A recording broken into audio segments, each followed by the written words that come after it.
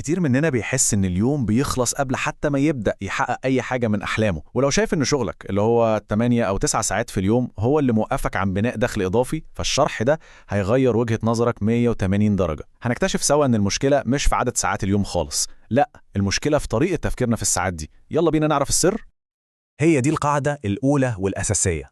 الجملة دي ممكن تبان بسيطة، بس هي في الحقيقة ثورية. النجاح مش بيجي بإننا نزود ساعات على اليوم، ده مستحيل طبعا، لكنه بيجي لما نغير طريقة تفكيرنا في الساعات اللي معانا أصلا. هو ده المفتاح اللي هيفتح أبواب كنا فاكرينها مقفولة للأبد. أغلب الناس بتستنى اللحظة المثالية، اللحظة اللي الحياة فيها تهدى شوية عشان يبدأوا، بس الحقيقة المرة إن اللحظة دي عمرها ما هتيجي. الحرية المالية الحقيقية مش بتتبني في الفراغ، دي بتتصنع في قلب الدوشة والمسؤوليات اليومية. الانتظار هو أكبر عدو لينا.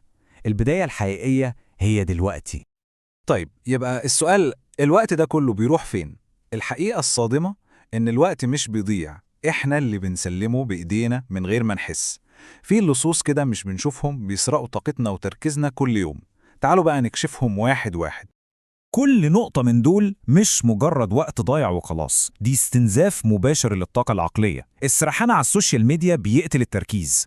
الشغل اللي بيهد الحيل كل يوم مش بيسيب أي طاقة للإبداع. والتفكير الزيادة عن اللزوم بيخلي الأفكار مجرد أحلام يقظة. المشكلة مش إن اليوم 24 ساعة، المشكلة إننا بنسيب الحاجات دي تسرق أحسن ما في الساعات دي.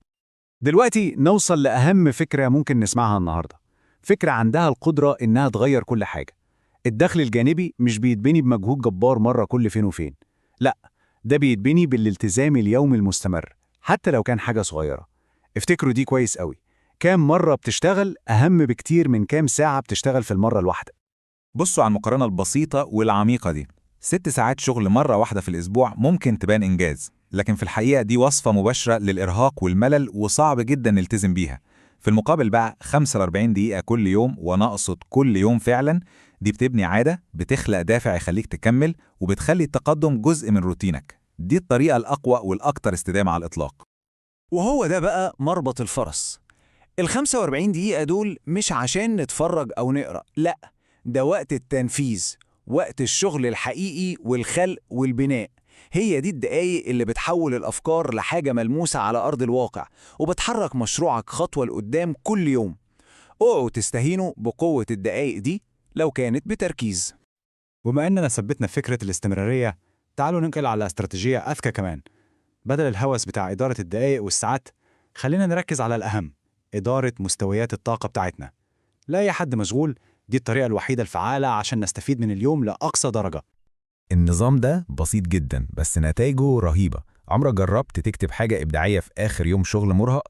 النتيجة غالبا بتكون إحباط. السر هو إننا نوفق المهام مع مستوى طاقتنا. لما طاقتك تكون في السماء ده وقت الشغل التقيل اللي محتاج تركيز. طاقتك متوسطة ده وقت كويس تتعلم فيه حاجة جديدة. طاقتك في الأرض خالص دي خليها للمهام الروتينية البسيطة. هو ده الشغل بذكاء مش بجهد أكتر. دلوقتي بعد ما حطينا الأساس الفكري الصح، جه الوقت إننا نحول الأفكار دي لخطوات عملية. خطة بسيطة واضحة أي حد يقدر يبدأ فيها فورا. بلاش نعقد الأمور، البداية كلها في ال3 خطوات دول وبس. أولاً، قوة التركيز، ركز على هدف واحد عشان تتجنب التشتيت. ثانياً، خلي وقت شغلك ده وقت مقدس مش قابل للمساومة. وثالثاً ودي الأهم، التزم بالتنفيذ، اشتغل حتى لو مالكش مزاج. الانضباط هو الكوبري اللي هيوصلك لأهدافك، خصوصاً في الأيام اللي الحماس فيها بيختفي.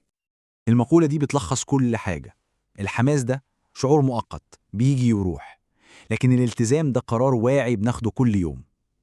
النجاح الحقيقي اللي بيكمل على المدى الطويل مش بيتبني على لحظات الإلهام العابرة، ده بيتبني على أساس صلب من الانضباط والالتزام اليومي. ضروري جدا نحمي نفسنا من الاحتراق النفسي. الرحلة دي مش سباق 100 متر، دي ماراثون طويل. لازم نخصص يوم راحة في الأسبوع عشان نشحن طاقتنا. نعتبر النوم الكويس أولوية قصوى، ونوقف جلد الذات. وخلينا فاكرين دايما في الماراثون ده، اللي بيكسب مش الأسرع، اللي بيكسب هو اللي بيصمد للآخر. ودي خلاصة كل الكلام اللي فات.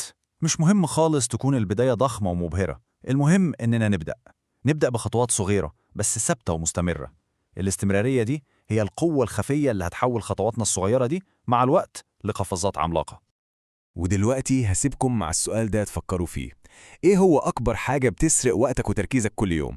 خليك صريح مع نفسك، لأن معرفة الإجابة هي أول خطوة حقيقية ناحية التغيير. كده خلصنا في فيديو النهاردة. لو عجبكم اعملوا لايك، ولو مش مشتركين في القناة اعملوا سبسكرايب علشان يوصل لكم فيديوهاتنا اللي جاية. ولو في أي استفسار عندكم اكتبوه في التعليقات وهجاوبكم عليه.